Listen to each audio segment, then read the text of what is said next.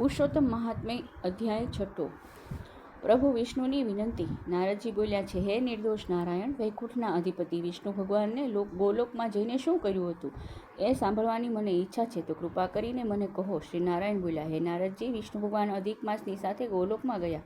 ત્યાં જે બન્યું હતું તે તમને કહું છું, તે તમે ધ્યાનથી સાંભળો. એ ગોલોકની વચ્ચે શ્રી કૃષ્ણ ભગવાનનું મંદિર છે. તે મણિમય થાંભલાઓથી શોભતું છે.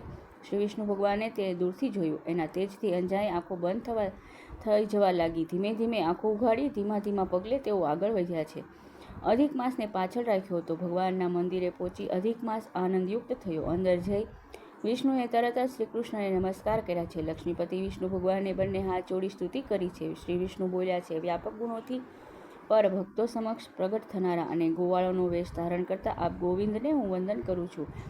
આપ વૃંદાવનની વચ્ચે રાસમંડળમાં રહો છો. આપની સુંદર આકૃતિ ત્રણે ઠેકાણે વાંકી ઉભેલી જણાય છે. આપ બે ભુજાઓ, હાથમાં મુરલી ધારણ કરનાર તથા પીળા વસ્ત્રો પહેરો છો. આપ અચ્યુત ભગવાનને હું વંદન કરું છું. એમ સ્તુતિ કરીને વિષ્ણુ ભગવાન શ્રી કૃષ્ણ પ્રભુની આજ્ઞાથી એમના પાર્ષદો દ્વારા સત્કાર પામી સિંહાસન પર બેઠા છે. શ્રી નારાયણ બોલ્યા, હે નારદજી, શ્રી વિષ્ણુ ભગવાને કરેલ ઉપરયુક્ત શ્રી કૃષ્ણ સ્તોત્રને કારણે પ્રાતઃકાળે ઉઠી જે પાઠ કરે છે તેના સર્વે પાપો નાશ પામે છે, અપકીર્તિ નાશ પામે છે અને લાંબા કાળ સુધી સત્કીર્તિ રહે છે અને તે જીવન પર્યંત સુખ સંપત્તિથી સમૃદ્ધ રહે છે. શ્રી વિષ્ણુએ ત્યાં બેઠા પછી એ અધિક માસને શ્રી કૃષ્ણના ચરણકમળમાં નમન કરાવ્યું. તે વખતે શ્રી કૃષ્ણે પૂછ્યું કે આ કોણ છે? એ કેમ રડે છે? ગોલોકમાં વસનારા બધા એ સદા આનંદથી વ્યાપ્ત રહે છે, છતાં હે લક્ષ્મીપતિ, એને એવું તે ક્યું દુઃખ છે કે તેની આંખોમાંથી આંસુ વહી રહ્યા છે અને તે ધ્રુજી રહ્યો છે? નવા મેઘમંડળ જેવા મનોહર શ્રી ગોલોકનાથ શ્રી કૃષ્ણનું વચન સાંભળી સિંહાસન પરથી ઊભા થઈને વિષ્ણુએ મળમાસનું સમગ્ર દુઃખ કહેવા માંડ્યું છે. શ્રી વિષ્ણુ ભગવાન બોલ્યા છે કે હે વૃંદાવનને આનંદિત કરવામાં ચંદ્ર સમાન શ્રી કૃષ્ણ, આપની સમક્ષ આ અધિક માસનું દુઃખ હું કહું છું. એ સ્વામી વગરનો છે, એને કોઈ અધિષ્ઠાતા નથી. મારે 12 મહિનાઓને તિથિઓ, કાષ્ઠાઓ તથા લવ વગેરે કાળ અંશોએ આને તિરસ્કાર કર્યો છે. સર્વે પ્રાણીઓ, વનસ્પતિઓ, નદી, નાળા, સરોવર બધા વગેરે એમને ધિક્કારે છે. આ સૂર્યની સંક્રાંતિથી રહિત છે અને આ નધણિયા તો મલિન મળમાં સદા શુભ કર્મમાં ત્યાજ છે અને આ મહિનામાં સ્નાન કરવું નહીં તેવું સર્વ સ્વામીના ગર્વવાળા કહે છે અને તેને તિરસ્કારે છે. આથી તે મરવા તૈયાર થયો છે, પણ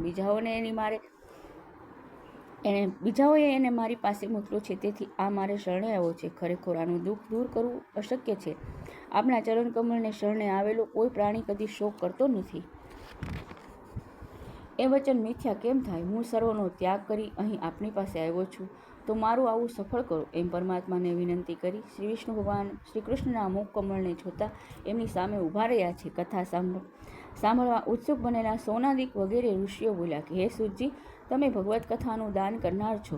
તે પછી ગોલોકવાસી શ્રી કૃષ્ણએ શું કહ્યું અને શું કર્યું હતું તે કહો. શ્રી વિષ્ણુ તથા કૃષ્ણનો આ સંવાદ સર્વ લોકોનો ઉદ્ધાર કરનાર છે. હે સુત, બ્રહ્માના પુત્ર નારદજીએ ઋષિઓના ઈશ્વર શ્રી નારાયણને પૂછ્યું તે કહો. અને નારદ મુનિ ભગવાન મહાન ભક્ત છે, તેથી તેમનું એ પ્રશ્નવચન ઉત્તમ ઔષધરૂપ જ હોવું જોઈએ. શ્રી બૃહદિનારાયણ પુરાણ પુરુષોત્તમ મહાત્મ્યનો પ્રભુ વિષ્ણુની શ્રી કૃષ્ણને વિનંતી નામનો પહેલો અધ્યાય સંપૂર્ણ. હવે કૃષ્ણ કનૈયા લાલ કી જય. પૂર્ણ પુરુષોત્તમ ભગવાનની જય. લક્ષ્મી નારાયણની જય.